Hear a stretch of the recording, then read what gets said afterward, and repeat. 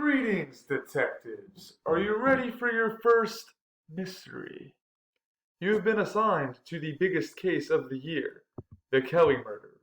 What we know is that Mr. Kelley was murdered. What we need to know from you, detectives, is to find out who did it, why did they do it, their murder weapon, the time, and the place. Each one of you detectives was given information that is very critical to this case. So I suggest that the first thing you do is read all your clues aloud inside of your group so that you know all of the information. But before you get started, I can't just have you running all over the place trying to solve this murder. There are some rules in place. First rule, you can use any method you wish to try to solve it.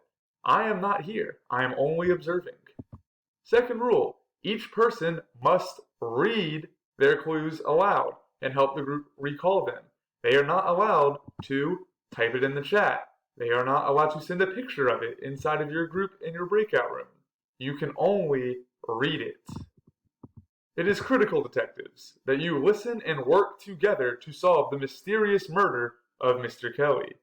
Now, what will happen is you will leave this chat, and your teacher, who is also me, will separate you into breakout rooms. Your breakout rooms will have 7 to 8 clues in them.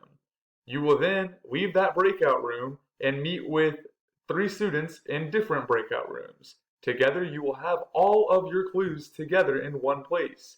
You will work together to find out, once again, who, why, the murder weapon, the time, and the place. When you think that you have solved all of these correctly, you will state who you think it was, where, why, and with what. If all of it is correct, I will tell you you did a good job. If one thing is missing, I will tell you that is incorrect, but I will not tell you what it is. It is up to you to figure it out. So at this time, please exit this video and go to the Zoom call.